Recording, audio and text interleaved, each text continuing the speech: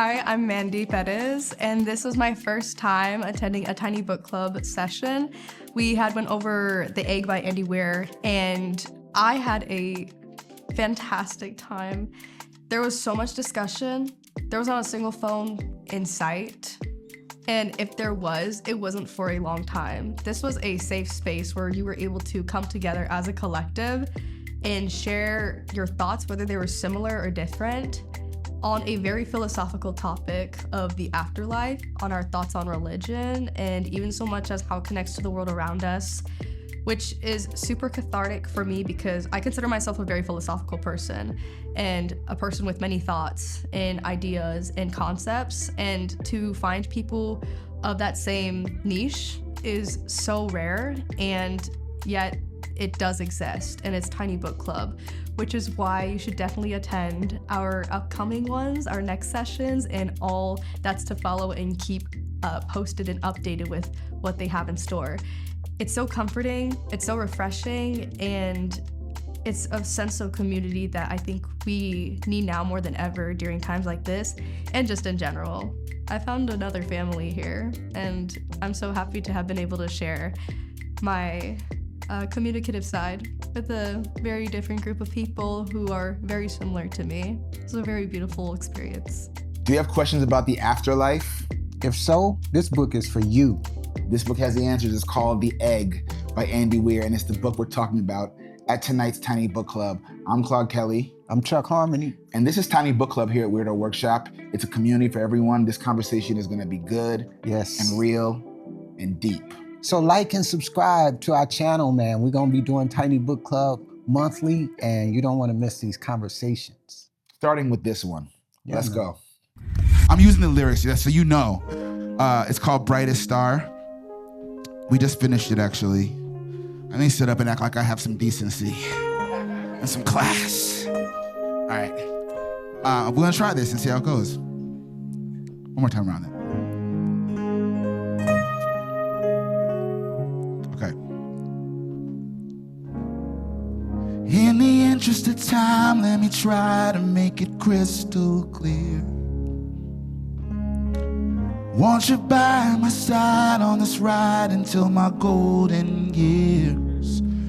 In a world that's so confused,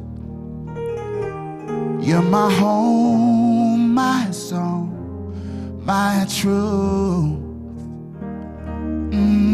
Yeah. Still remember the nights I would lie awake without you here. That's a vision I don't wanna revisit if I'm being sincere. 'Cause every day was long and blue. I was hopeless, then came you.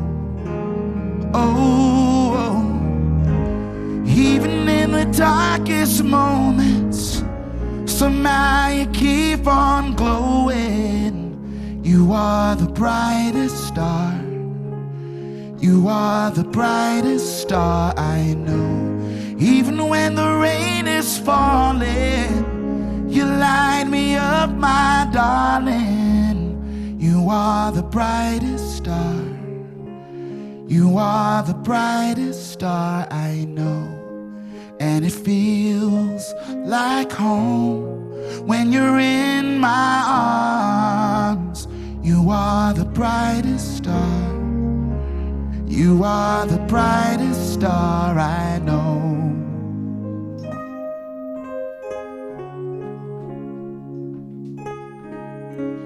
You're the one that I call when the walls are closing in on me. All my worries dissolve when we're talking, 'cause you bring me peace. When the world's in retrograde, in your smile I see sun rays. Oh, 'cause even in the darkest moments, somehow you keep on glowing. You are the brightest star.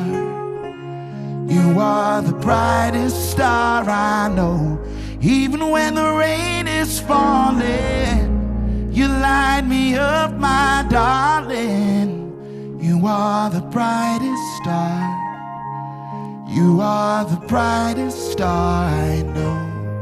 And it feels like home when you're in my arms. You are the brightest star.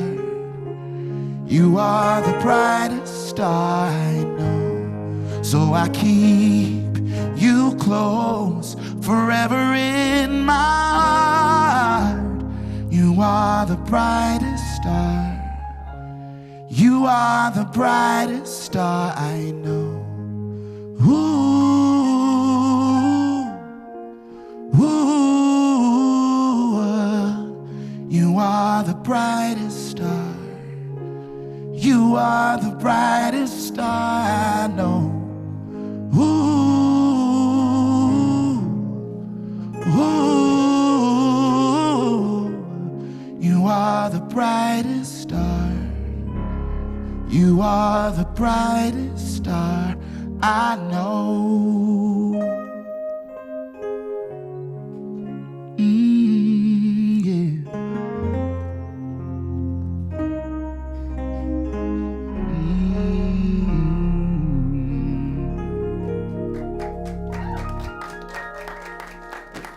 Our first time at Tiny Book Club. Not bad. Lyrics and all. You like that one? It's like, yeah, I do. It's nice. Thank you. It's kind of a tradition because when we first started Tiny Book Club, we actually started doing it downstairs in the Hot Wiggle, but the Hot Wiggle is not hot in the wintertime. It's cold. It's not insulated, so we're happy to bring it up here. But part of that tradition was us doing songs at the beginning, trying new songs, or just bringing the room to a place of comfort and relaxation with music. Every single time. So it feels like it's wrong to not start with some kind of song, and so why not start with something that's on our heart? Some of those lyrics are so real. The world is upside down and chaotic and in permanent retrograde. And songs have definitely been the escape. Yeah. In every single way. The writing, the performing, the rehearsing, the connecting with people through it. So yeah, more than ever, music feels like it's timely. So thank you for listening. Let's get the book club started, shall we? Yeah, man. How many people enjoyed the book? It wasn't long. It was quite short. How many people had to read it more than once? Oh, I definitely read it more. I listened many times. Okay. It feels like when it's over, you're like, wait, I gotta listen to it. Wait, hold on. Bring that back. Bring it back again. Bring that back. And that's part of, for those of us who are here for the first time. Tiny Book Club is obviously a book club for books under 200 pages. That can be literally a book that's 200 pages. We've done poems, we've done short stories, we've done novellas, but it's in a consumable amount of pages and words. And this one is short and packed. Andy Weir is the author. I love Andy Weir as an author. Project Hail Mary is another book by him. There's movies coming out, but this one, it's deeper than, there's just a lot. I'm always intrigued when people say so much with less words.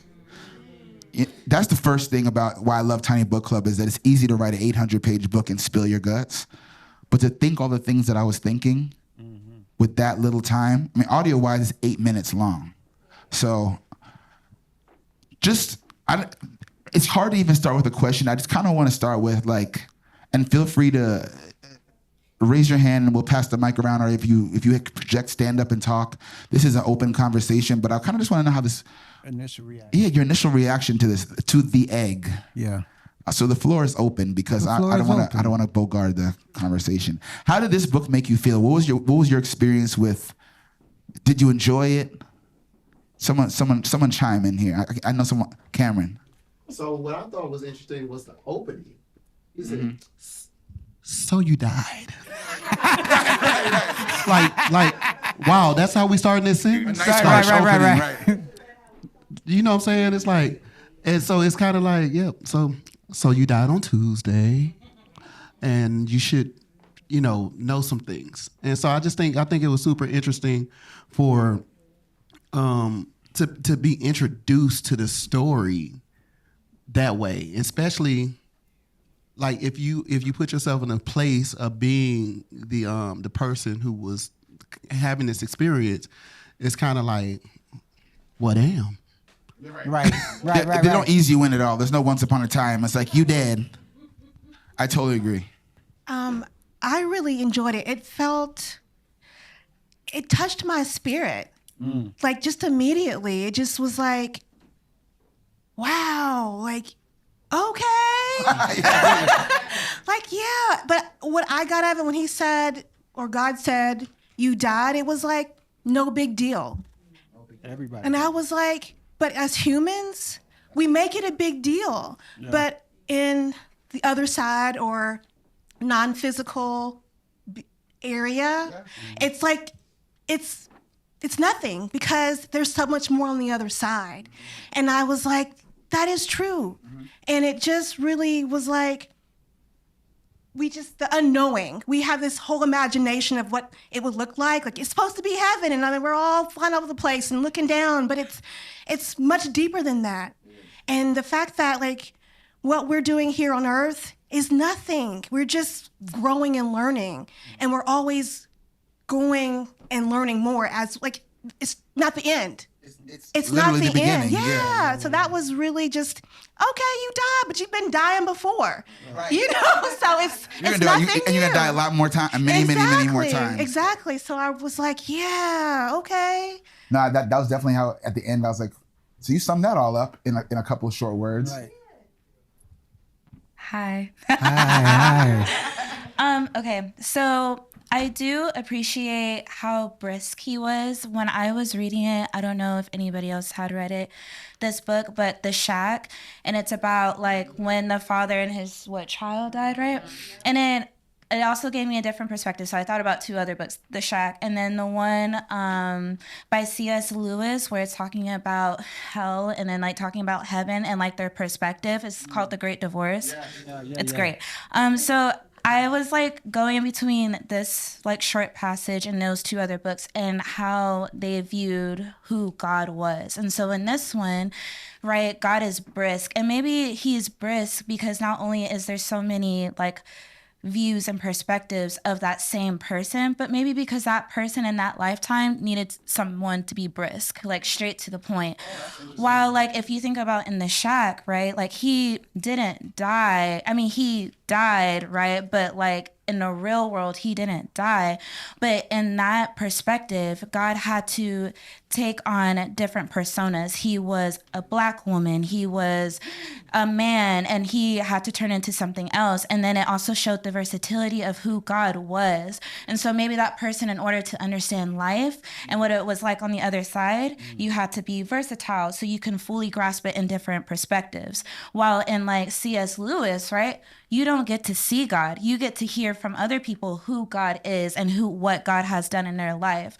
So I feel like that's the perspective that I got from it, is that like, yes, there's a lot of you, but maybe in your lifetime I need to be brisk, because when another version of you die, like maybe you have like a cultural thing, I need to speak to you in that culture before you go back and experience life again. Oh, good. Well, damn. So good. I just never thought about the fact that, I mean, we kind of know this, but God speaks to everyone the way they need to be spoken to, for their sensitivities, for the life they just lived. Like maybe to your point, maybe God was just like, all right, so you died. That's really the kind of snap out of it. We back for that person. Deep. But no, okay. Beth, chime in, Beth. yeah, a little quiet me. This really hit me right in the solar brain, because I've been reading a lot recently, variety of different things. First of all, you all are probably too young to remember the movie Bruce Almighty with Morgan Freeman. What are you talking about? Came out like last year. What in the world? Yeah. I thought she was going to be like Gone with the Wind. I still know. Right? So That movie, there's a thing called spiritual cinema where, artists and creators communicate a message that is multi-level and nuanced in many ways. And that's what I thought this was. But I also thought this is so timely because it is right smack dab in the middle of what is happening in our world, which is quantum consciousness. And so what this does in that however many paragraphs is it condenses all of the world religions, all of the sort of values and purposes of them, and it ultimately says we are all fractal representations of God. And there is nothing other than that. That's so good because I was so impressed by how the book was able to validate all the religions so briefly, and to the point about time and stuff again, or you're talking about time or just the whole thing and just realizing we spend our whole lives debating religion. And he was like, here's a couple paragraphs about how it's all the same. Move on. So you died, right? Basically that. And you're going to be a girl in 524 BC in China. Right. So But deal with that. does it really validate religions because it speaks so clearly about reincarnation, and that's only a certain amount of religions. That's not every religion believes in reincarnation. No, that's true. I guess for me, you're right. I guess for me, the way I perceived it is that if you've been raised in any religion, right, then usually you're raised to feel like that's the one. Mm-hmm. And so before you even like put your attitude on it, but like, well, this is not my thing. It's like, listen, before you even go there, right. It's all gonna make sense. No matter what, if you believe in reincarnation, if you want me to be a man, like he said, like I kind of like a man, I'm kind of like a woman, a school teacher. It's whatever. To your point, whatever teacher you need right now, you're gonna get it. But it'll all. Like you said this all the time. Like we've had deep conversations about religion, and I'm paraphrasing you. You might say it better, but it all leads to the same place, right? All of it just leads to one truth. And he was just so succinct with that. It didn't take several books or many edits or debates or years of evolution to be like, listen, you're gonna do this all over and over until you figure it out. And that was, I just couldn't believe how easy he got there. Yeah. I wanted to play the part of observer mostly tonight because we have so many new faces in the room, and I'm so excited to hear your perspectives. I'm really excited. But I wanted to say what I took away from it was, you've heard me say it before, I'll say it again. We are more alike, my friend, than we are unalike. They speak to I am you, you are me. The way you're speaking to me, you're speaking to yourself, which, a lot of us have heard how are we treating ourselves like our younger version needed, right? And that's really what I took away from it, is that however I treat you is how I'm treating myself. Yeah. How I respect you is how I'm respecting myself, right? And it's all encompassing, like Beth said. But hey. Howdy.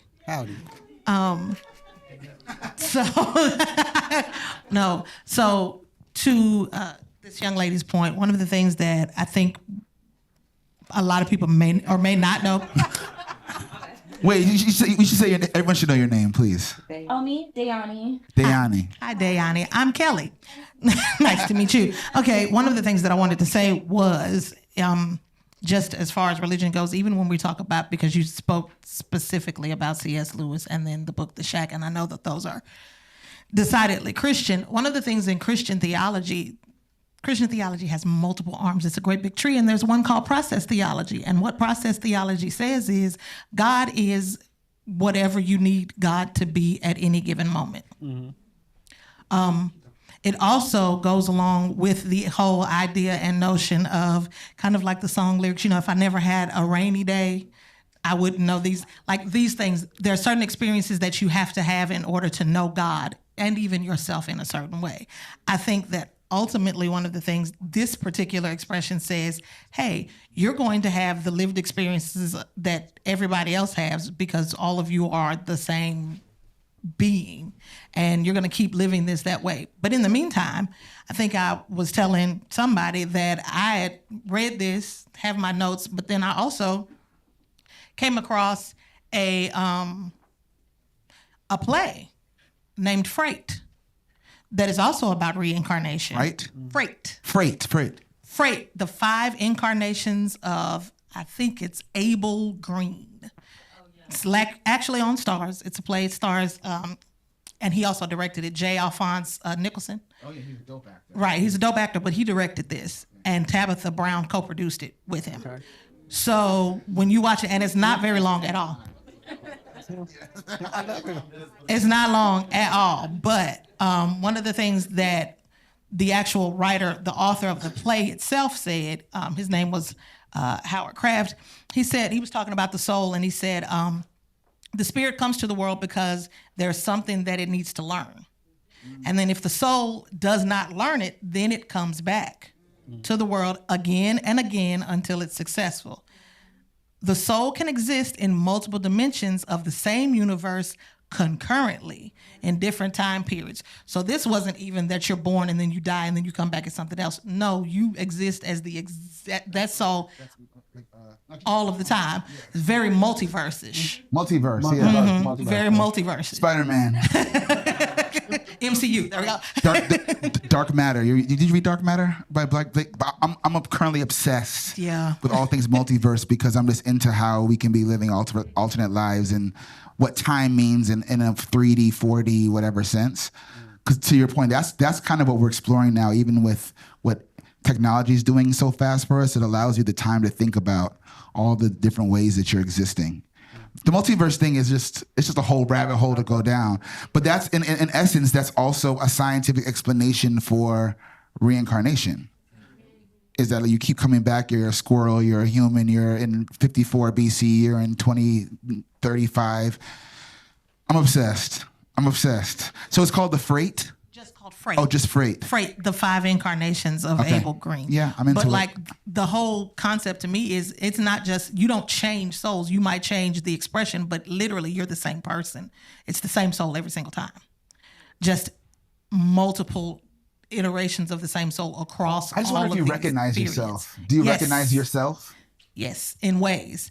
You recognize certain aspects of you, but there's certain experiences of you that you have to have. So like in one, you have the experience that you might need to have is what it's like to be a liar, because one of his is like he betrays people because of something. And all of it's about survival. But until he gets to the place where he understands that, and when I actually watched it, I was like, so when we get to, as a man thinketh, so is he. Once you get to that place, you're good. Wow. That reminds me of the part in the book where it says you're all these roles at the same time. You're basically the killer and the person that's killed. You're Jesus and Judas. You didn't like that part? No, but that's what I was going to ask. Is it a part of the book that really, it was hard to read because it didn't jive with your spirit? That part? Yeah, because hello, Lamar, how y'all doing? Yeah, because so oftentimes when I read things or watch things that pertain to death, I kind of shy away from them because I'm one of those. It's like I'm not gonna die. I'm gonna live forever. Right. But when I was reading, because I listened to it and I read along with it, and literally right at the end, I was like, damn. Like, I actually look forward to what is going to happen when I make that transition, because I would love to be a sugar mama, a pastor, a homeless woman, just all these different walks of life. But I did not really care for the part when they were like, so I'm Hitler. And he was like, and all those that he killed. And I'm like, well, no, wait, I don't want to be Hitler. Because then that means if I'm being good, then I gotta be bad too. And we're both. But I mean, and that concept can get extreme, because when I was reading it, I was like, not only could you be Hitler, could you be Epstein? Could you be Could you be the president? Could you? I don't want to be in the files. No, but that's that the crux of it. that's the extreme. Like it gets real uncomfortable when you start thinking about that kind of stuff. That's the part of the human experience most people shy away from is expressing, Yes. facing their dark and shadowy Yes. stuff. Yes. You can't trust your first thought. Maybe your first thought is not who you really are, but you have control over that second thought. But sometimes that first thought might not be the best one. We most often don't admit our first thought because it's too dark for us to deal with. But to your point about the current events, it's part of what's not made me passive with things, but also it's hard to say grace. But yes, give understanding to all things, because even now to that point, even politically, I feel like it's a reflection of all of us and our addictions and our behaviors and the things that we are disgusted in ourselves for having allowed, and the things that we are currently entertained by while complaining that it's destroying our country. Yeah. Currently watching on reality TV, currently subscribing to, currently doing on social media. And so even though I'm disgusted, we were just traveling, we were in London, and it was appalling how many, the first thing they do, people say when they hear your accent, is they ask you about Trump. Immediately. And it's everywhere. It's not a specific place. No, it's the hotel, it's the pizza, it's the cab, it's everywhere. Everywhere. And you start to realize that the way they see you is not just negative, it's the awe of the entire cultural experience, the whole WWE experience of it all, which is which is what I've been comparing it to lately, because it's fake, but it's not fake. Like it's planned, but it's still physical, and it's sugar candy, and it's all the good things and all the bad things. So I understand when they say you're Hitler and you're the people that Hitler killed, because for it all to exist, it has to be in you. It's something you have to fight to maybe not. Exactly. Capacity. Yeah. I'll give it back to you. Wait, we all have the capacity to be everything, but Angela has something. I want to go to Marita real fast, and there's someone over here as well, and then Angela. I'm just going to make sure I honor everyone's hand up. Sorry. I'm Marita. Hi, Marita. I just want to circle back to. That's Amber. I just want to circle back to first thoughts about the book and stuff. One, I did not like the voice of God. Did anybody else not like the voice of God? I feel like he needs a little bit more bass, but I need like some Morgan Freeman, a little, But that's something to unpack, because that comes down to your programming about how you. And my God will have he's gonna have some bass. Your voice is Mufasa. Your God is Mufasa. Gotcha. Cool. Okay. And then the other thing is, and you might have read it or would like to read it. It reminded me of the Midnight Library. Mm-hmm. Have you read that? Yes. Yeah, the librarian was, I guess, the God figure in that book. Mm-hmm. Yeah. I couldn't help but compare as I was kind of sort of listening while I was baking. The Midnight Library is an amazing book as well. Who highly recommend. Highly recommend. Yeah. There's someone over here. Oh, Angela. Anyway, all right, sorry. No, I thought someone over here, but Angela, please go ahead. Okay, I'm Angela, but now it's starting to sound like an AA meeting, so. Hi, Angela. Oh, God. Hi. But I was going to say, going back to the we are everybody, right? So a lot of in studying the Bible and understanding the prodigal son, right? We all kind of make the one that was the lost one, the one that gave the inheritance away, all the things. Now he's with pigs. He comes back. And the other son says, how come he gets all this, right? And the thing that I loved about the father is that he didn't say you're ungrateful. All he said is, this has always been yours, right? Mm. And I was like, oh my God, I have been lost, but I have also been a part of the kingdom. So I am both sons, right? So we are both. I am the darkness, I am the light. That's what makes me who I am. And so I can't deny that, right? And so, yes, there's part of us that we kill things, right? Like, I don't like spiders, I don't like mice. They must die. I don't, you know what I'm saying? Like, I don't want them in my, okay, like cucarachas, I don't like those either. So those things are in my space, I don't like them. You're definitely coming back as a cockroach and or that's a spider or and a somebody's mouse. gonna step on me. But my thing was, at the end of it, I was like, oh my God, I got to come back and do this again. I don't want to. Like, I want to kind of check this off. I did that. Been there, done that. I'm good. Right. Like, I don't need to come. Like, I mean, Erykah Badu, maybe we're butterflies. But you know what's interesting is that I kind of feel that way, but then I'm always been obsessed with nature. I watch nature documentaries and all that stuff. You start to realize that there's truly specific wisdom to, like, even being a tree. Or being, not all trees get chopped down. Some, it could be ice. What era are we? They chopping trees down now. She's like, depends on what kind of tree era we're in. I mean, but technically, if trees are left to grow, they live longer than.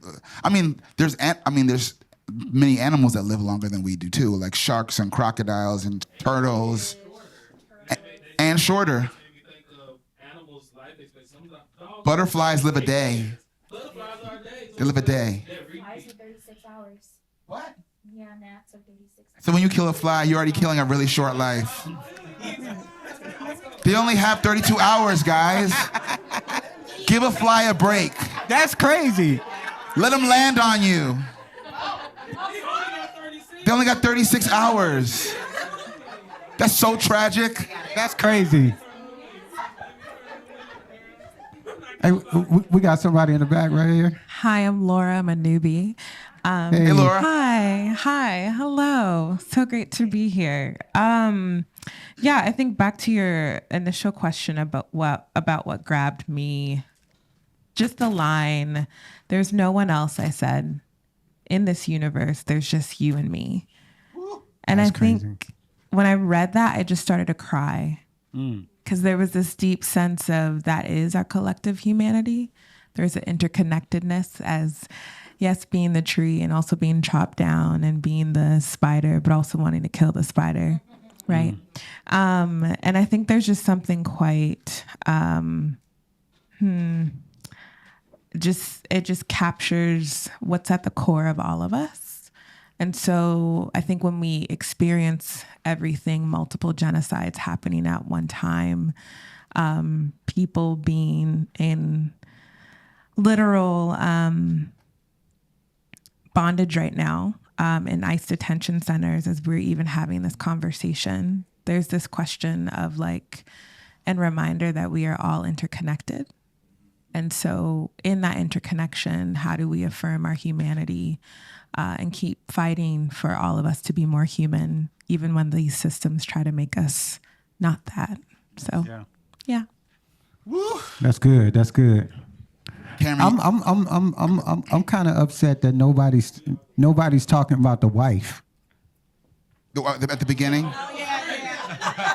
Nobody talking about the wife. She was so. He said she's gonna be crying on the outside, but secretly she's gonna be relieved. She was secretly happy. That didn't bother y'all at all. Wait, I have You something been a on wife? that. I have something on that. Okay. So, sorry. Thank you for bringing that up. Because it was like, I've been taking care of my dad with dementia for 7 years.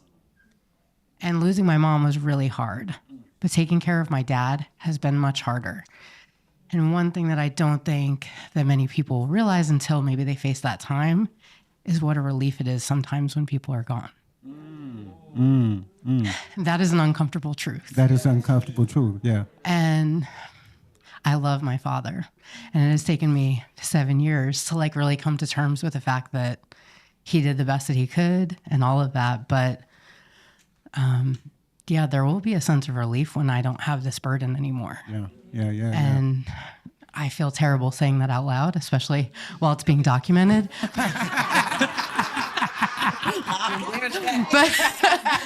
but it's real. Yeah, it's real yeah, as shit. It's real.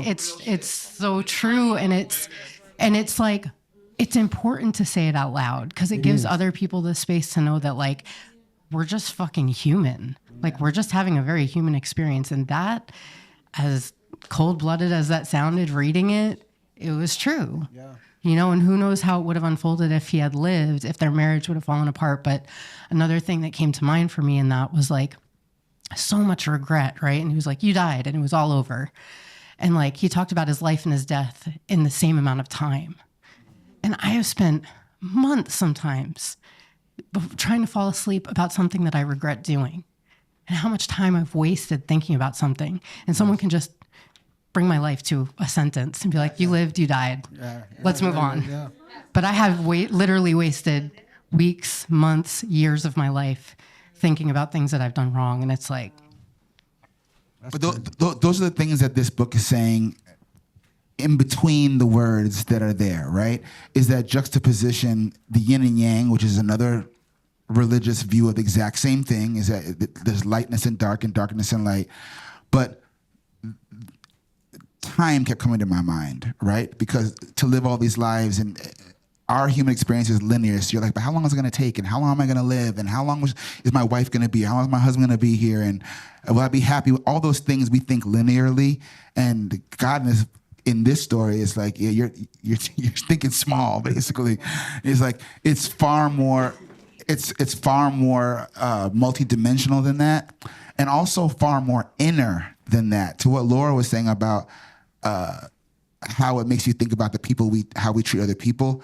I thought that, but then I also thought about those same juxtapositions internally, because I am my own Hitler, and I'm also my own. I'm cutting myself down and building myself up and dissing myself and hating myself and loving myself, which is actually why you do those things to other people.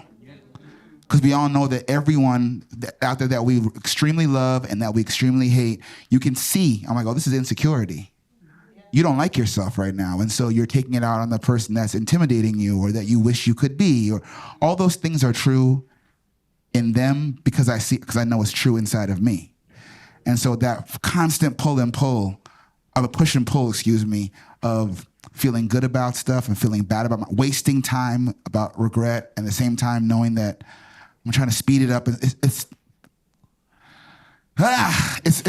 frustrating, but maybe that's the existence. If there's a lesson, he said there's a lesson to learn in all these lives. He didn't necessarily say what that lesson was either.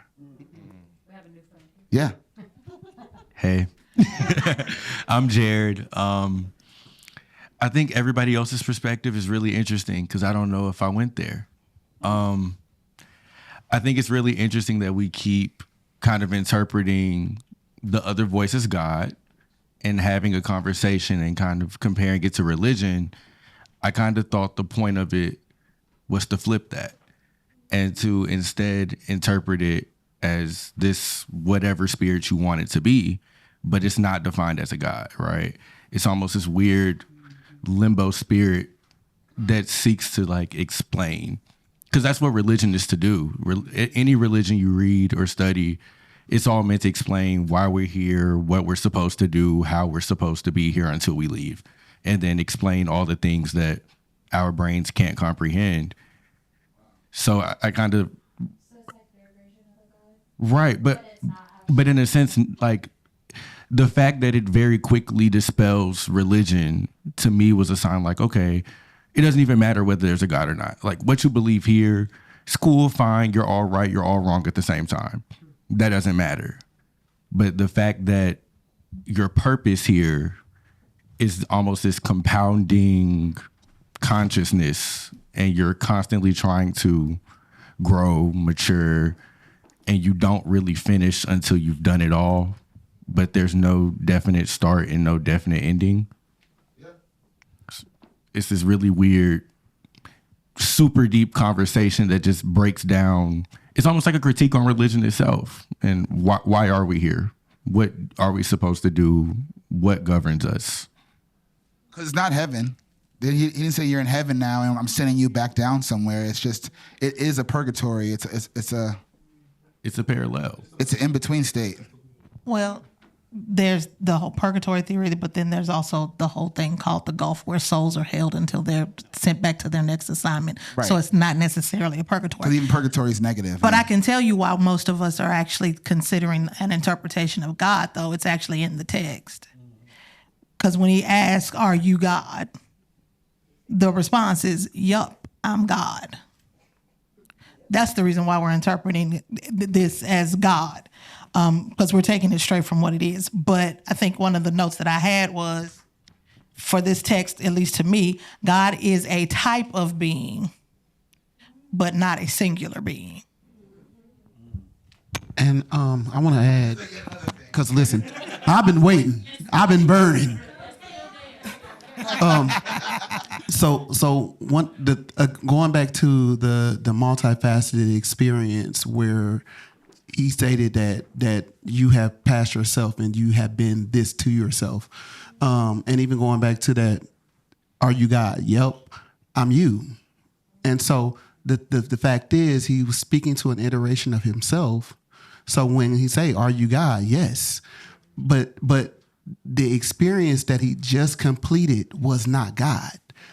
The being was, but the experience wasn't. And I think we get so consumed with the experience that we don't grasp the concept of being. Being is active, and the experience was over. And so in that moment, there's this transient nature of the being grasping that experience is not all of it. But what I was going to also say, to the point that you said, so I was raised by my grandmother. My grandmother died when I was 18 years old. And what I've kind of learned over the years, just from my lived experience, is when I lost my grandmother in life, I didn't lose her in life, because as long as I'm breathing, she will always be. And then I lost my grandfather when I was, 32?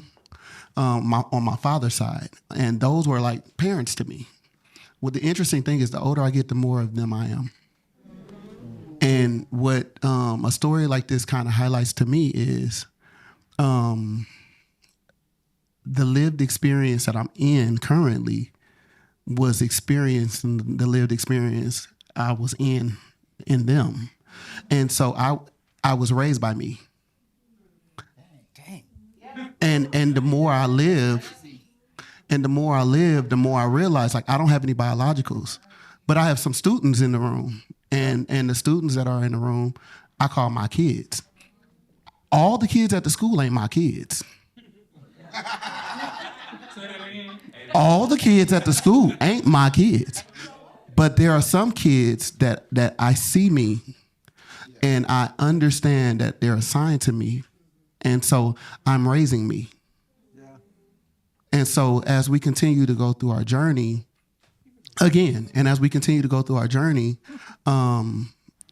it's okay for us to be cool with the transitional spaces. So like you said, I shouldn't feel this way. That's okay, because what I can safely say was, when my grandmother took her last breath, I was released to a new dimension of my life.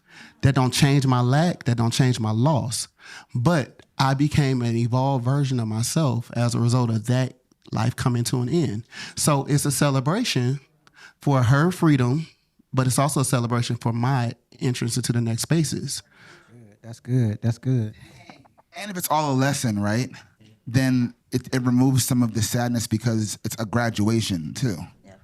So you're like, okay, well, I'm learning this lesson to be more equipped for the next thing. And thank you to the people that were a part of teaching me that lesson. That's deep, Cameron. To Cam's point, and Cam can attest to this, because I do have my own biology, and Cam has actually been in the space and seen my house, intergenerational household, 3 generations in my house.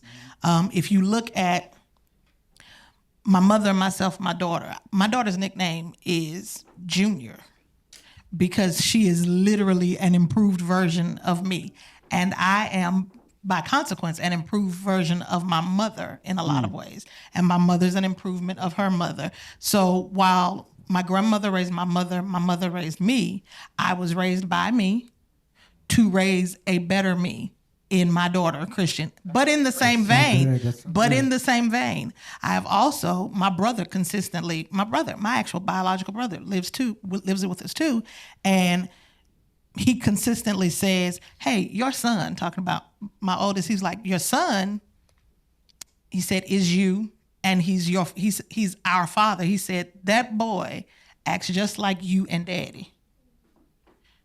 So I look at myself and I see, when I look at my parents, I am who I am because I'm them as one person.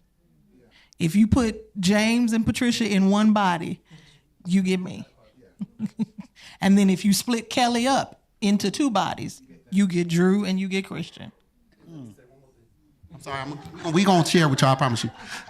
And then there's also the parts of ourselves that are not direct progenies. So right here, Lamar, can I tell the people what I call you? I can't tell them. Okay, I won't tell them.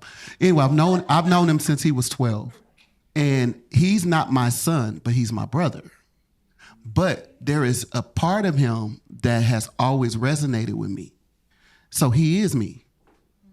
And because of the fact that we've resonated, like it was without words. Like he was a young cat and we used to just always lock in. And as life has gone on, we continue to cycle back to each other. And I've been blessed. Even told him today before we came up, I'm blessed because I've gotten to watch his entire experience as an adolescent to a man. But in that, the resonance, because again, he was in the youth choir. All of them kids was not my brothers. Just a few. A select few. But there's some that there was something about my being that innately resonated with their being. And I think that's the essence of being able to live these multi-universal experiences simultaneously. I'm sorry. There's one lyric in one song that literally does that. As Stevie Wonder's lyric says, "Until the day that you are me and I am you." Yes, Lord. Yes, Lord. Chuck, to your point, you mentioned the wife. They talk about the children too, that your children have not grown to resent you yet. Yeah. Yes. Right? So part of that, I raised myself, or I am parenting myself, or how I should have been parented, right? Like children, we're supposed to be better than our parents. Thanks, Brittany. We're supposed to be better than our parents. I feel strongly that it is not a child's responsibility to make a parent proud. It is a parent's responsibility to make the child proud by how did you parent me? How did you show up for me? How did you support me? That's interesting. I never thought about that. Right? It is not my responsibility to appease you or make you feel proud or, feed your ego because you did such a good job parenting me, right? You are supposed to improve the next generation. Every generation is supposed to improve upon the next in order to evolve into greater and more humane and special beings that love one another and can cohabitate, speak about the atrocities that are happening right now. It's not supposed to be like that. We are supposed to get better and better and better. But just the same as a parent can teach their child to be good, a parent can teach their child to be bad. Absolutely. But, the child, my parents are great, but I know that I have some aunts and uncles that I definitely know they was wearing some white clothes back in the day. But it was my choice to stand up against that. It is then my responsibility. Right. It is then my responsibility to be better. White clothes. It wasn't a baptism. It wasn't a baptism. I'll say that much. It was not a baptism. It wasn't a baptism. No. But it was interesting. You mentioned the wife, the children. It struck me when he said that, your children, they haven't grown to resent you yet, so they're going to miss you. Yeah. The part of the reincarnation and... No, you want to say something? What's that? You want to say something? I will, yeah. No, please do. The first thing that I thought when I started reading this book was gratitude towards you guys and Tiny Book Club and this community for creating something that brings us all together to be able to have really great discussions like this. And then I was amazed by how somehow these books keep coming at like perfect times in my life.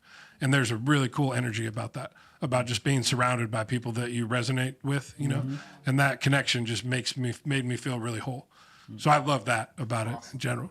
And as I was continuing through it, there's a quote that a friend told me recently that really helped me with the pressure that we put on ourselves to, rush through things, to succeed, to accomplish stuff or whatever, which was nature accomplishes all things, but it's never in a rush, something to that, extent.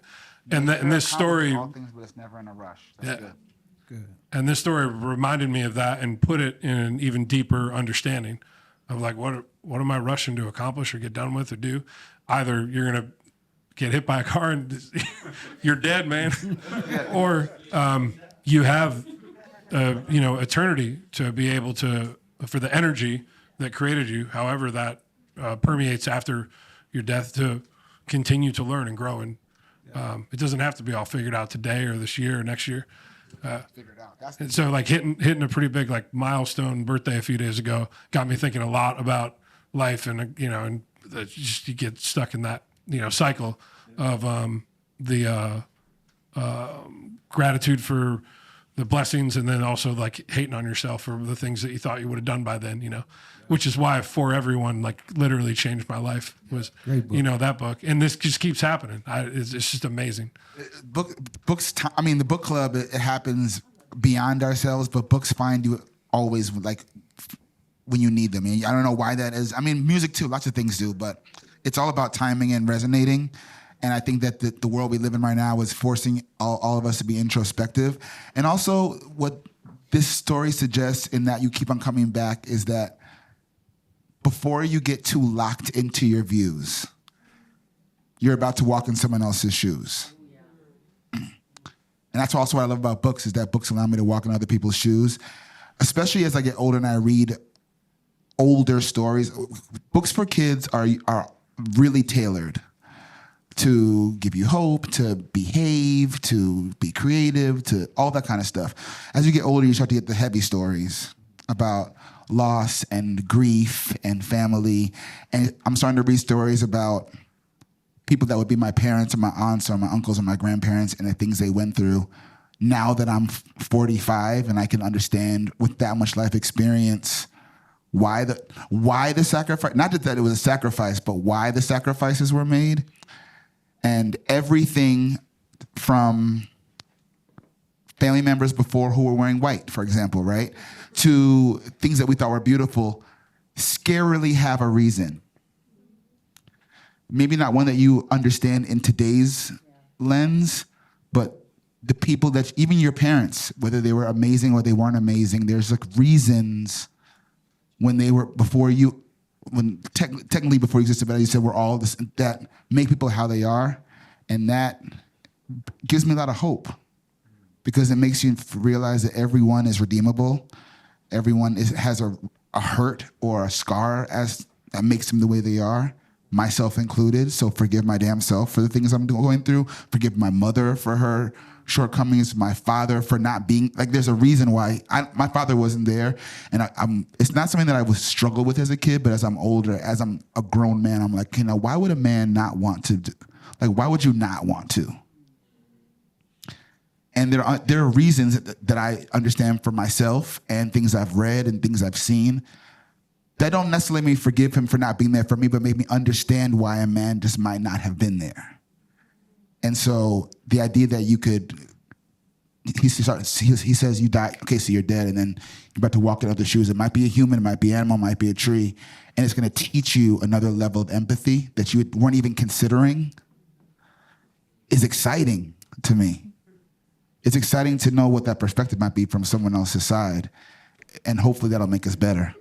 You went on to a point that I had thought of like 10 whatever minutes ago, is I was thinking, I was like, maybe he's being reincarnated because he hasn't forgiven himself in a lot of his life variations. So the reason why God was like, oh no, you're a fetus, but one day you'll become God. Maybe he hasn't become God yet because for example, right, he's a little bit of his wife. His wife was relieved that he died. So maybe she has to learn to not only be okay, she doesn't have a husband and that she's relieved that he died, but to forgive herself within, to forgive that thought, because everybody has those sad thoughts dang, I should have died, if I try to hurt myself, or they should have, or my parents abused me growing up, and I'm like, dang, maybe you guys shouldn't have had kids, or maybe you should have went through it. And it's learning to forgive yourself for having those thoughts, but also forgiving that version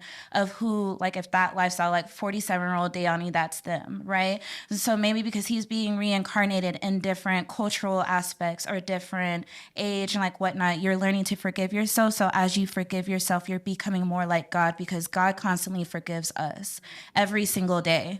So he is God. Look, he is God because he has forgiven us for all of our sins. He forgives us that we might not love him, we might not know him, but he still loves us and forgives us on a daily basis every single second while we are still learning to do that. So that was good. Everything that you guys have said is something that I have thought of in this book. And this is my also thing that I thought of. It is insane to know that this is a scientific fact. If you look it up, it's true.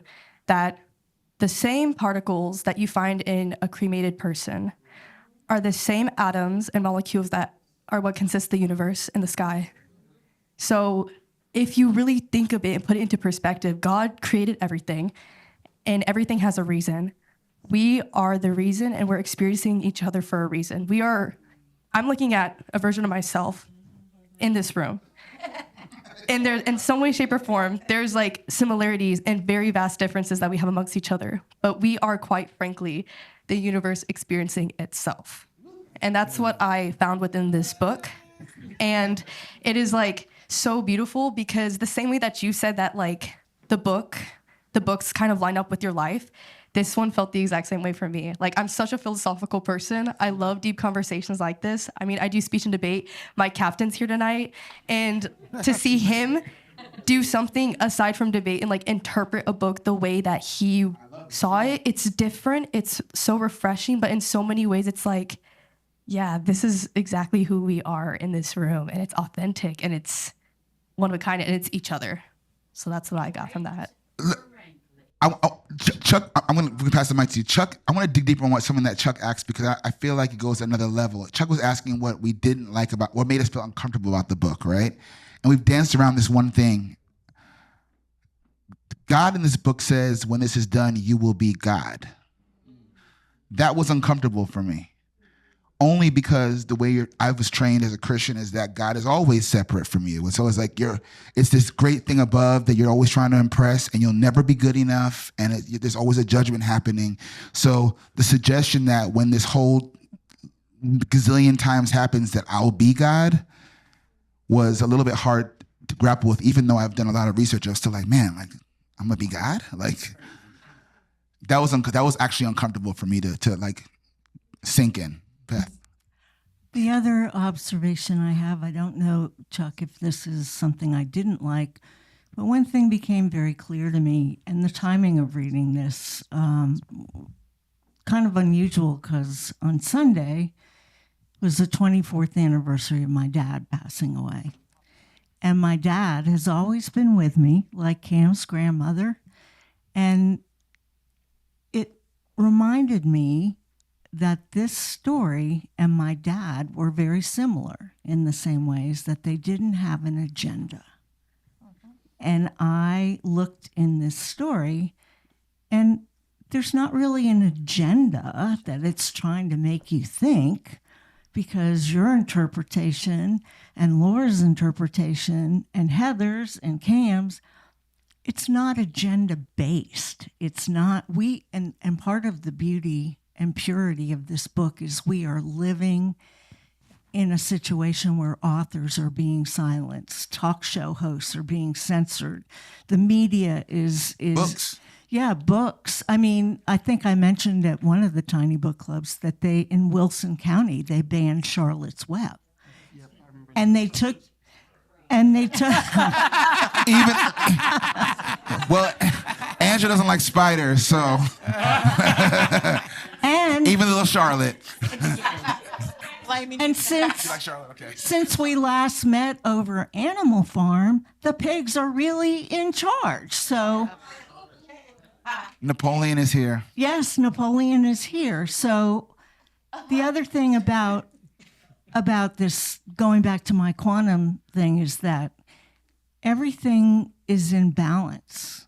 And that's what is also being said, that there's, your topic about the multiverse. Okay, well, you're going to do this. It doesn't really matter because you're going to pop up somewhere else and we're all the same. And, back to the fractal holograms of God thing I mentioned before, we are human, but God is is the world, is what we know. And it's not a thing. It's the Almighty. It's the Creator. It's, it's the universal. It doesn't separate itself off that, by saying, thou shalt have no other idol than me. It's just like, yep, I'm God. and I think that's reinforcing the I am you and you are me, and everybody's equal. And everything has to come back into balance. And then the Creator's I, or what we have been told, is that it is perfect. That's why these books, that's why all this stuff is being banned, right? Because most art reminds you that it equalizes, and it teaches that we're more alike than we are unalike. And that goes against the chaos that everyone and everything is profiting off of, is our chaos and our confusion. I think a couple of things, just notes. I remember, 2001: A Space Odyssey. You know, I watch a lot of movies, analyze a lot of movies. That movie ends with the fetus in an egg at the focus of the universe. Movie? 2001: A Space Odyssey. Oh, yeah, okay, yeah. Right. So that's just an interesting link. A fetus, literally. Yeah. An oversized fetus that is staring back at the universe. Yeah, if you actually look at it, what I mean by oversized is it's literally, giant. There's the Earth and it's sitting outside in the same placement as the sun, that sized. But anyway, the other thing that I'm also thinking about is, to the point about the discomfort with, hey, and after you've gotten through all of these experiences, you will become God. That really would just basically take you back to the origin, if we take Christianity, take you back to the origin of man anyway, because man did not become a living soul until God breathed God's breath. Because man is made in the image, humanity is made in the very image and likeness of God. So we are. Over here, right? Sure. He said sure, why not? My brain is running a mile a minute. I think one of the literal things of the text that I struggle with, or I just keep pondering, is the literal perspective. Like, the book is from the perspective of God.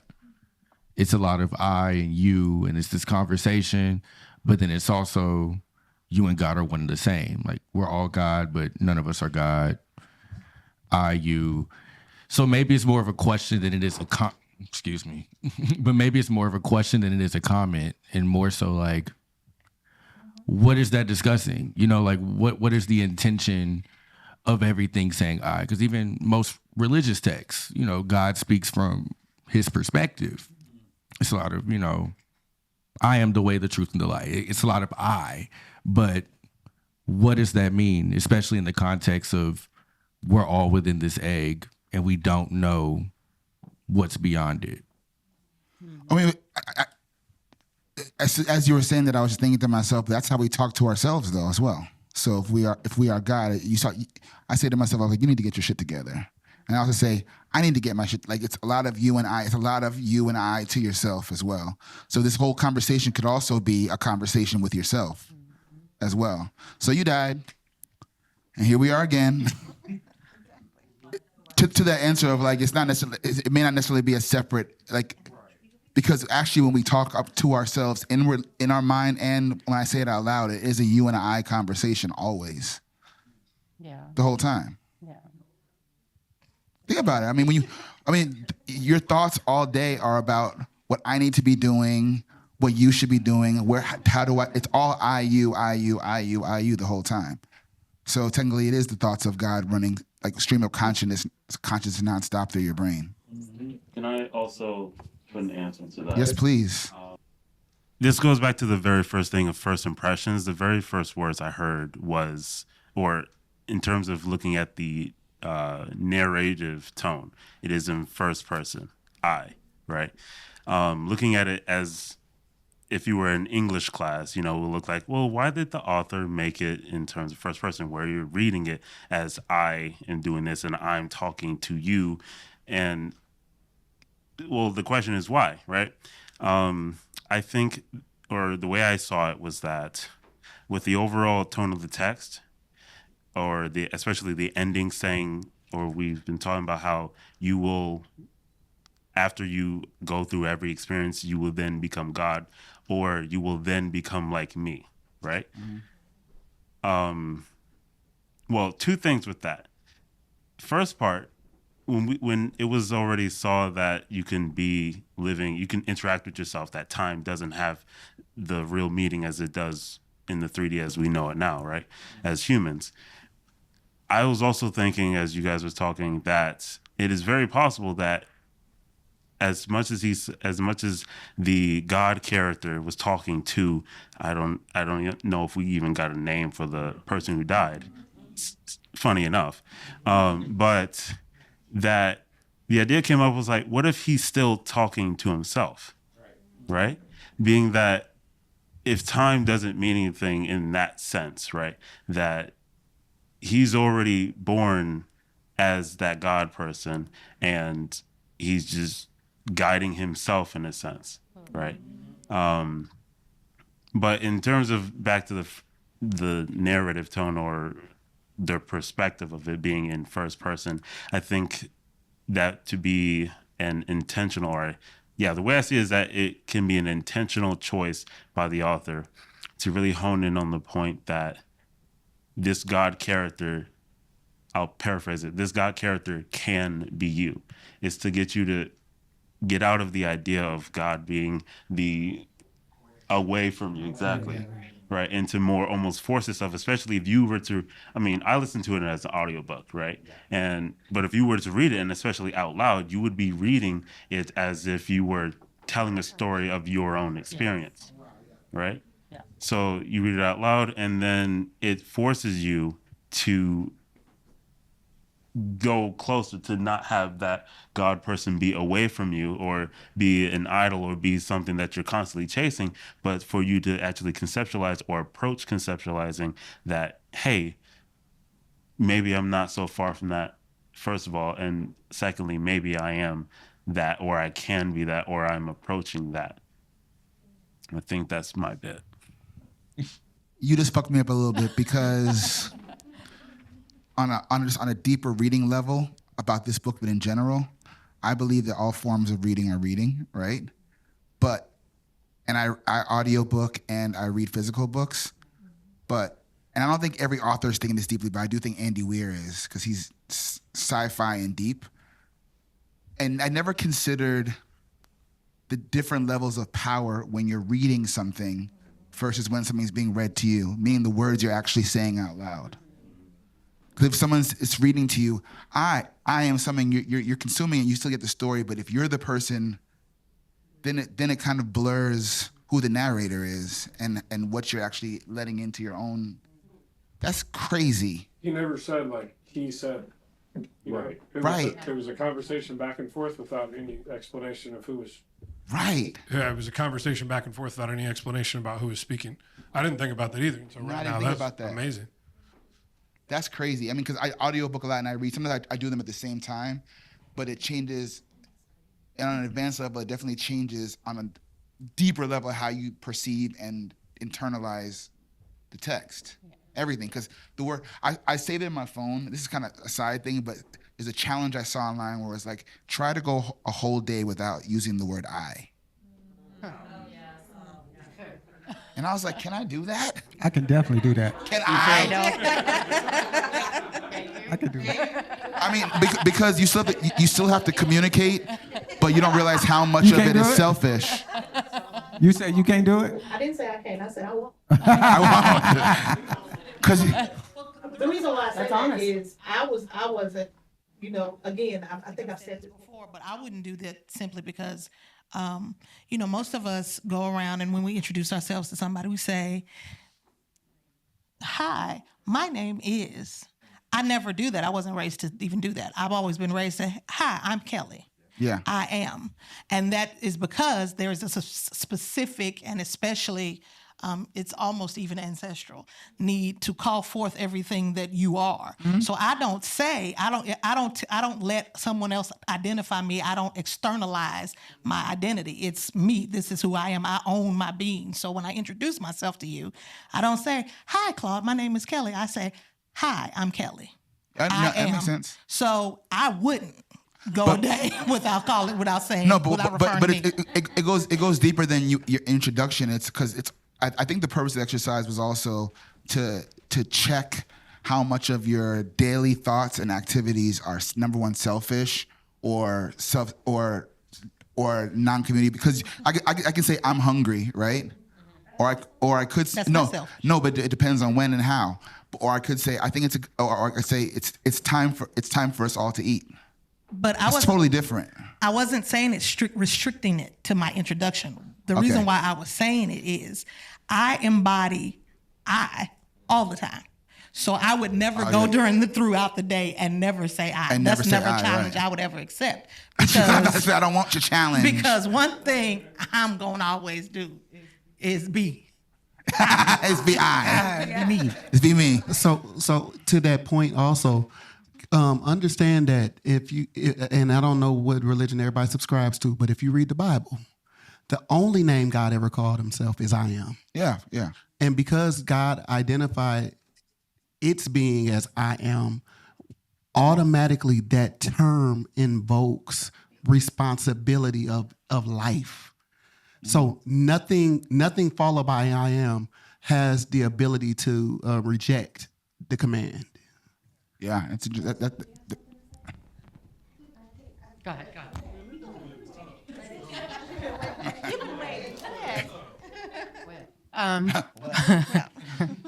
I just want to go back to the resistance to being God, to what you had touched on that, because I started something called Self-Discovery Life Mastery like between 10 and 15 years ago. And two of my biggest resistances in self-awareness, this is a whole lesson in self-awareness. This entire thing is just like, if I could wrap up all my work, it'd be this, right? But two of my biggest resistances in the beginning was like the dark stuff. I couldn't own that in me. Like that was like, I'm not angry. I'm not evil, which is saying I'm not Hitler. I'm not like that. But in my lack of ownership of that, I didn't really get to experience all of life because I wouldn't own that part of me, but I also wouldn't own the God in me. And I got real fucked up about who God was. And I was raised Catholic. So like God was outside of me. So like to claim God as me felt like, no, I can't do that. I'm not this dark, but I'm also not this light. So in doing that, I robbed myself of the totality of life itself. And the more I could own it, the more I could be all of me. And I could be Hitler and I could be God. And because it's all a reflection of me at the end of the day, literally the darkest parts that I never want to face are 100% me. And even if I can't recognize it in me, the work that I can do to face it is to just see what it brings up for me. That's what I'm denying. It's not necessarily that is me. Like my sister's an addict. I'm not an addict, but I can look at her and face what it brings up in me that I'm unwilling to face. And that's the reflection back at me. So. You share. Yeah. Wow. Damn. I'm so sorry.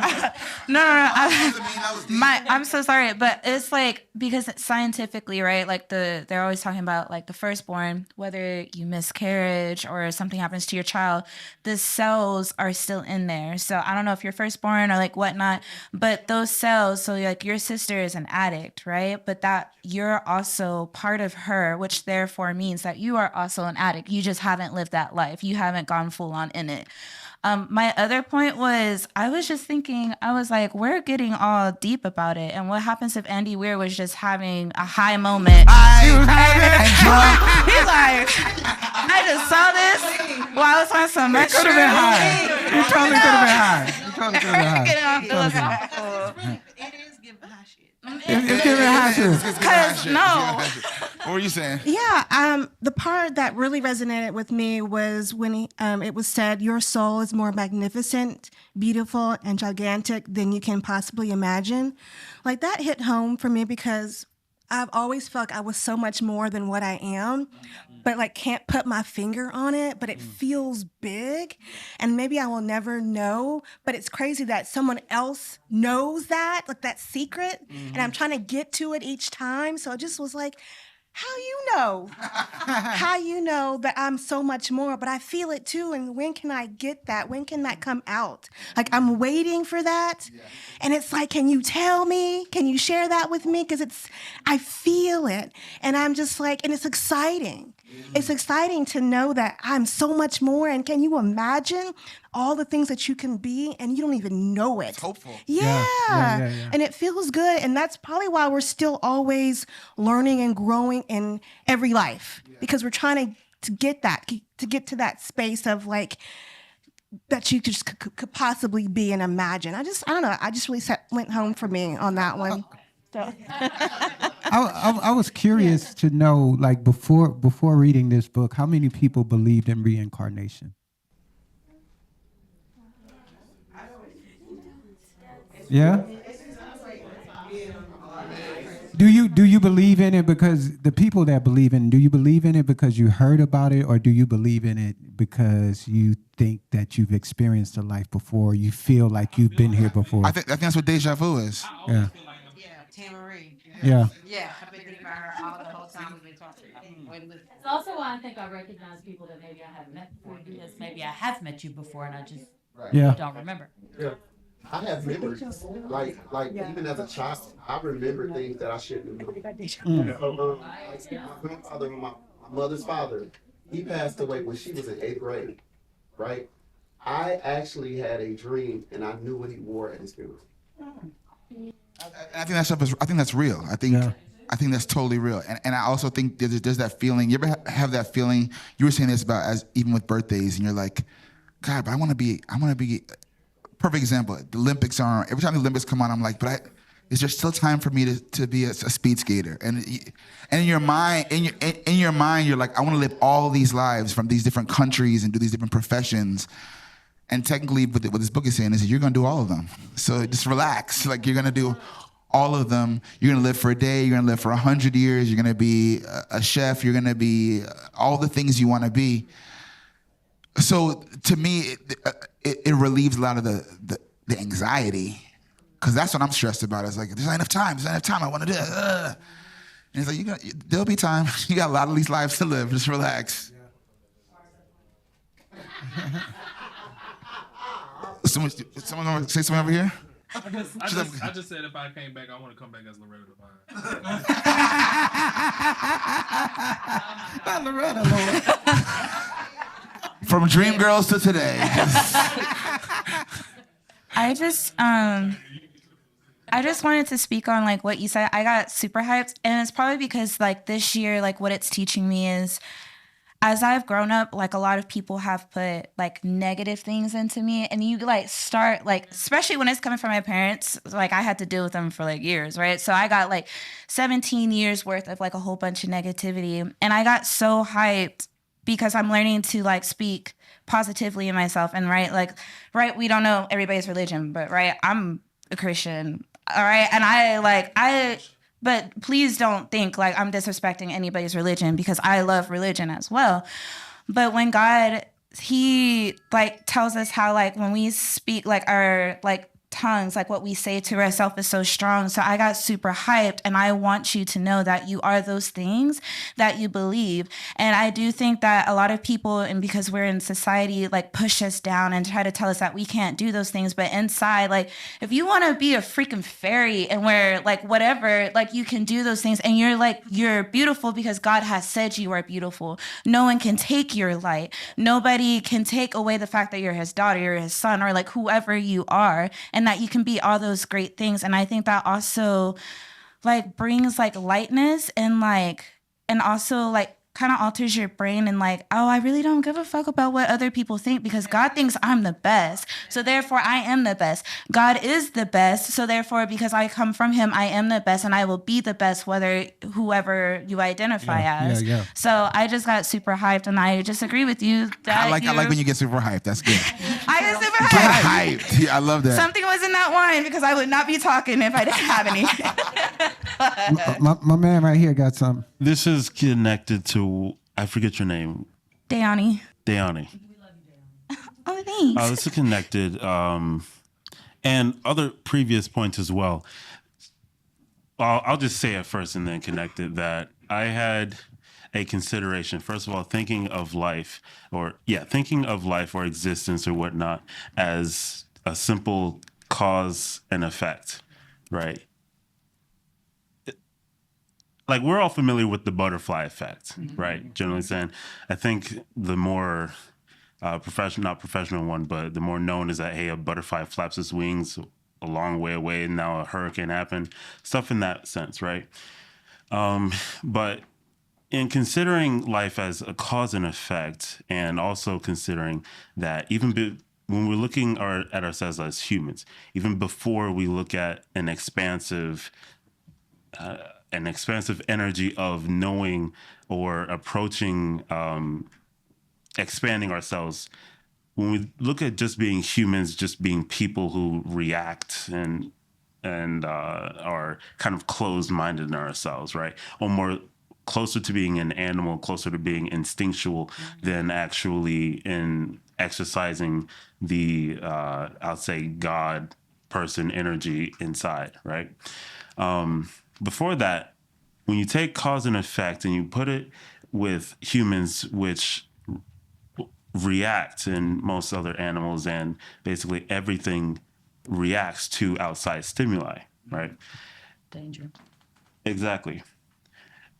I get the consideration of that Jared said it where it's essentially the compounding of experiences. But oh my gosh, something just went in my eye. But also the compounding of experiences is that since the moment we're born, we are learning from the outside, right? To some capacity. That's why, it matters where you're born. That's how you take in your culture, your traditions, your name, whatever else, right? That's, the question of whether you are how you are nurtured or whether you are within your nature or something like that, right? But it's about how ever since you're born, you intake information, and based on what information you intake, right, based on your perspective, that is how you react, or that is how you interact with the world, right? Take this 8 billion fold, right, where each person interacts with each other, in a sense, adding information into one person and doing the same to the other.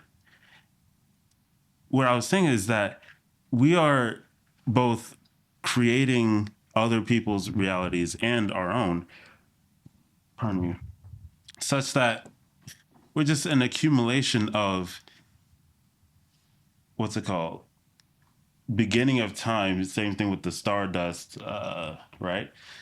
Beginning of time and all the experiences leading up till now, right? Such that even with the deja vu, or even considering how we were having conversations about myself raising me such that I can raise a better me. It's like, truly, you are just the accumulation of experiences. Your parents teach you what their parents taught them, what their parents taught them, and vice versa, and what their society taught them, and how society either harmed or built them. And I would even go as far to say is that, like, just food for thought. If I were to identify just one person in this room, can we create a web from that person based on who they've met? Is there a connection between one person and the rest of the 8 billion? Like, have you met somebody that has met somebody enough times? Exactly. The working? Yeah. Right. And my last point, and my last point of that, if we do take it as that just one person, I have technically met 8 billion of us just by knowing however many in this room. Because it's all a shared experience. It's all a shared experience. Then it's like the cause and effect almost is like not even like, it's an infinite shared experience. Yeah. That's that my experience is created by some person in 5 AD or whatnot, because their experience still created some sort of cause, and the effect, the ripple, is still seen today.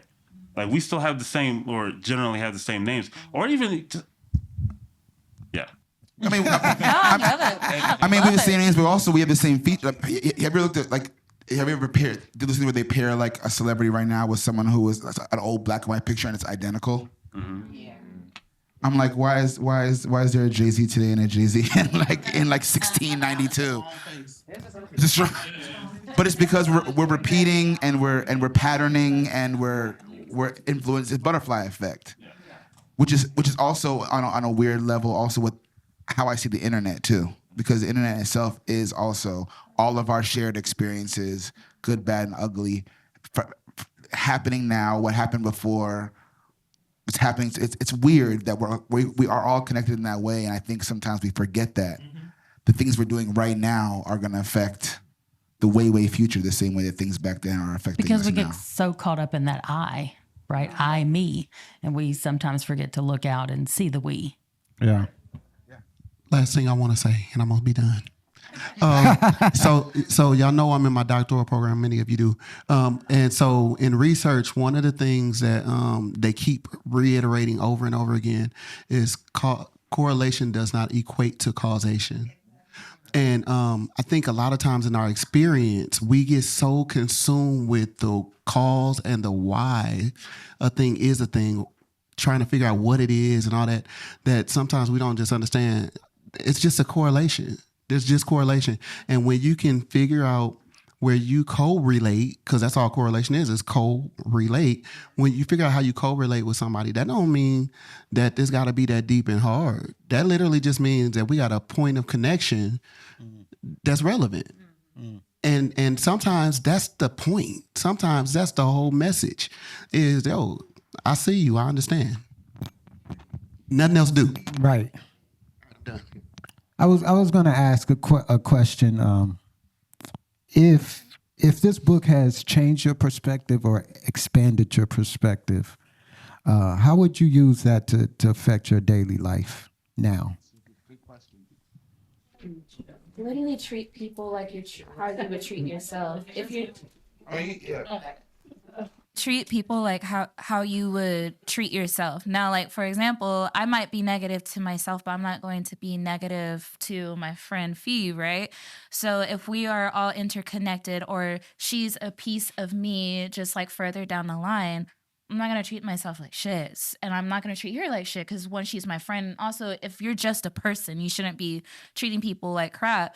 So I'm going to treat you with kindness because that little piece of myself is within you. So, and then also, if you want to think about like a little piece of myself is within someone, you're also healing yourself. Like one piece at a time. Like people are always talking about how they feel broken or they're missing pieces of themselves, but they find those pieces in other people. You would not want to treat that piece with disrespect. So hurt people don't always hurt people. They sometimes heal people. Yeah, Laura. Yes.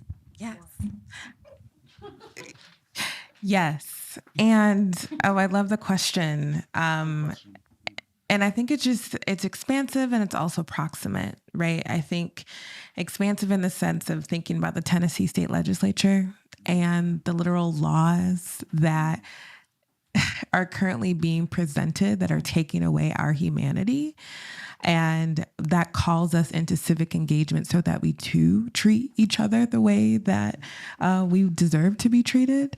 And then I think about our phones and coltan, the mineral that is mined for our phones and everything to work, and how they are mined in the most excruciating, painful practices. And this question of like, do we really need to be connected to this in a way that compromises the life and well-being of others? And so coming back to the book, it really does remind me personally in my work and my purpose about like what I'm working towards in terms of making sure that the continent of Africa and the ways that it's been extracted will never be extracted like that again, even though our global market depends on it. So, and it's Toni Morrison's birthday.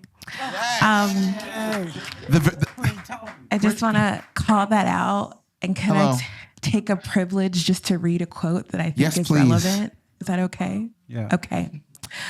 So Toni Morrison in a beautiful interview says, "Sometimes you don't survive whole. You just survive in part.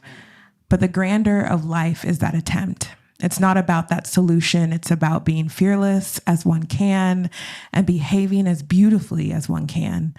Under completely impossible circumstances, it's that makes it elegant. Good is just more interesting, more complex, more demanding. Evil is silly. It may be horrible, but at the same time, it's not a compelling idea. It's predictable. It needs a tuxedo. It needs a headline. It needs blood. It needs fingernails. It needs all that costume in order to get anybody's attention. But the opposite, which is survival, blossoming endurance, those things are just more compelling intellectually, if not spiritually.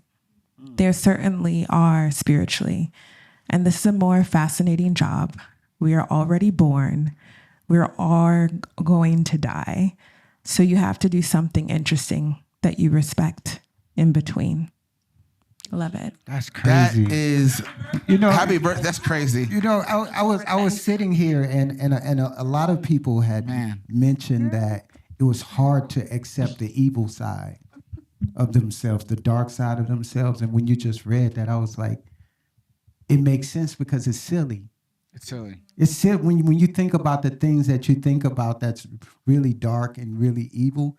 It's kind of silly. You know what I'm saying? Like when you hate somebody and you don't really know them, that's silly. You know what I'm saying? I love you for saying that. That cleared up a lot of stuff. That cleared up a lot. She got something. Oh, yeah, go ahead. I was gonna say, hi, I'm back. And the coolest thing about this is like, for one, I love all of y'all's minds and your thoughts. They're just so full of like enamored beauty that it's poetic to me.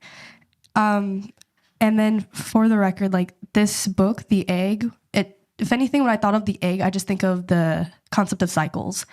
We are made to break the bad cycles, but we are also good to enable the ones that are good, consistent cycles. And the one thing I learned after reading this book is that with all of this talk of reincarnation, all of these religions, the one thing that I think that God has taught me the most in this lifetime is to self-love and to love yourself and all your faults and all your flaws, to the point that I've talked about it with like my family and my roommates, that I think I've found self-love because in my next life, I do want to come back as myself.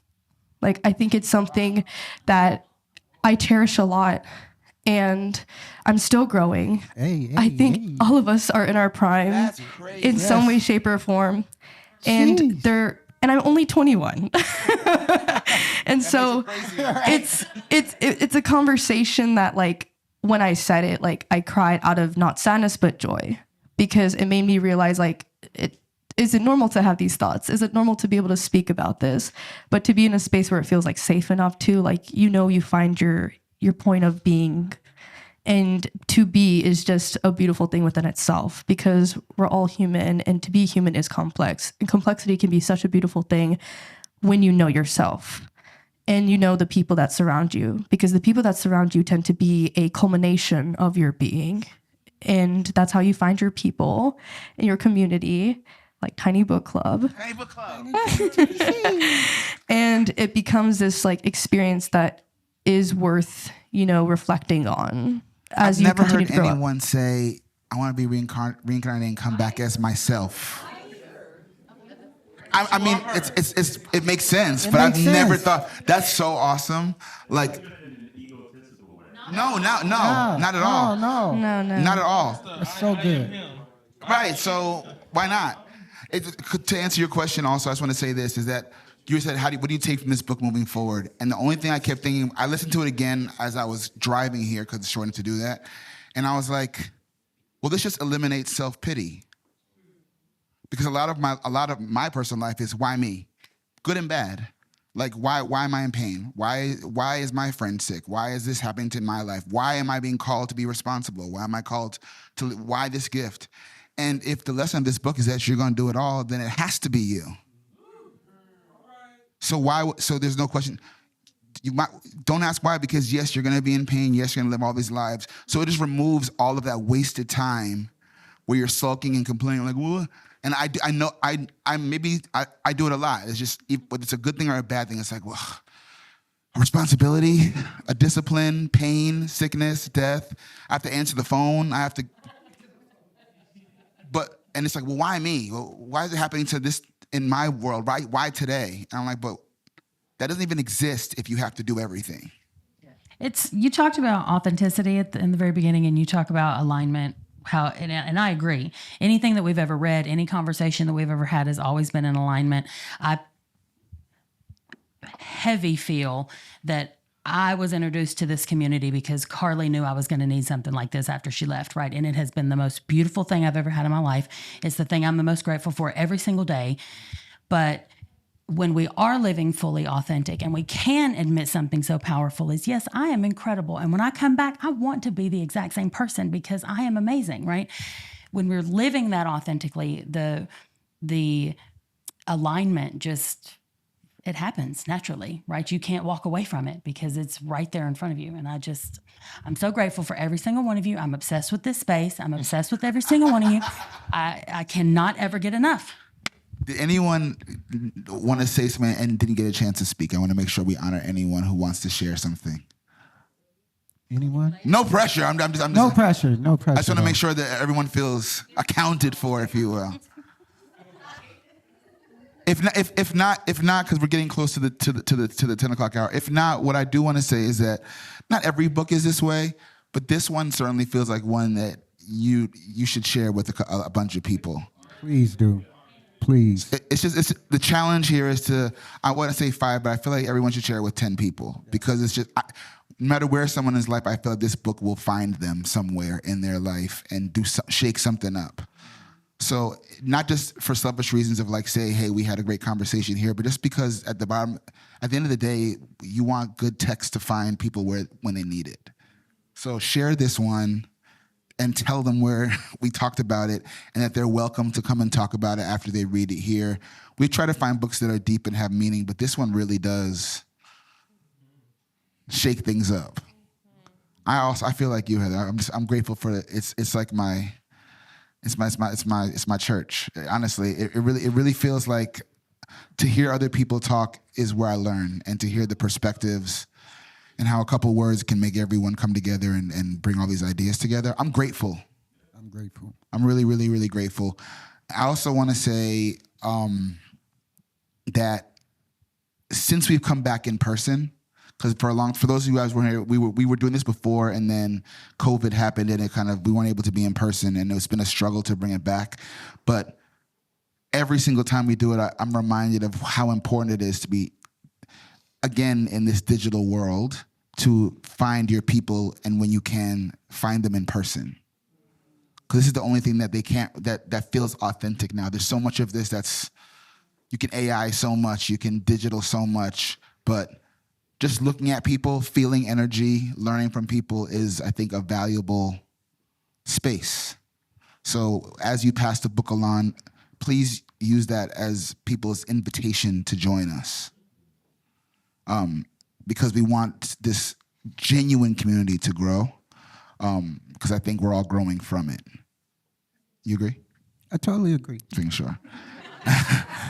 And I want to thank all the people that are involved and responsible for making this happen.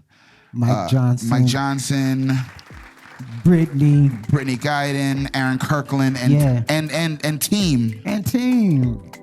The paparazzi. You know what I'm saying? Jesus, everyone.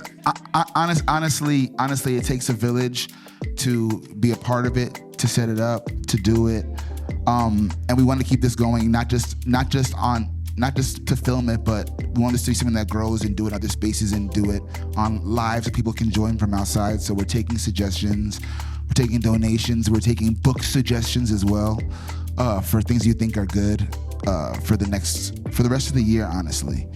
And I know that something that Mike and Brittany have been trying to get together, but I wanted to say it out loud so it's not just a secret, is that we're trying to also find other activities in between. We meet usually like once every month and a half to 2 months, just to be fair, and because everyone's lives are busy. But I know we'll be planning some activities in the summer, and we want to hear what kind of stuff you guys want to do. I don't mean like a trip to Tulum. I mean like, unless you're paying for it. I mean like bowling. You know what I'm saying? Like, you're like, what would be nice? A cruise. What's wrong with a cruise? Actually, I would not be mad. I wouldn't be mad at a TBC cruise. I wouldn't be mad at cruise, and also I've been paying attention to how other book clubs function online and stuff like that, and they do pick books in locations that, and to make it like an experience. Like you could be reading something about that's in Greece, and they do a cruise to Greece, or I'm not saying we're not going to Greece tomorrow. I'm just saying this is long-term planning, but I do want to hear what you guys want to see out of this in terms of the growth. Because this is a tent pole for Weirdo Workshop. The book club is one of the most important things we do. We want to grow in an authentic way, not just social media numbers and not just, that's a part of it because we know that that's the world we live in today. But we also want to find the authentic ways to keep connected with you guys. So please tell us things that we're missing, books that you want us, that we're overlooking, activities, Tulum. Chuck, has anybody ever been to Tulum? He was in the back like, guilty. Is it good? Guilty. It's good? This is like, it'd be a great place for a book club. Yes, in fact. No, but honestly, thank you all for another amazing one. This is great. What'd you say, Heather?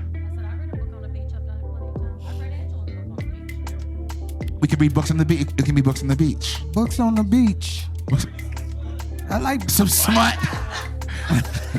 We need to read some smut. And on that note, on that X-rated note, we love y'all. Thank y'all so much for coming. Make sure that before you leave, you make friends and swap contacts with someone that you may not have known before, because that's what keeps this thing going. And we'll see you next time. Yes. Thank you for coming to Tiny Book Club.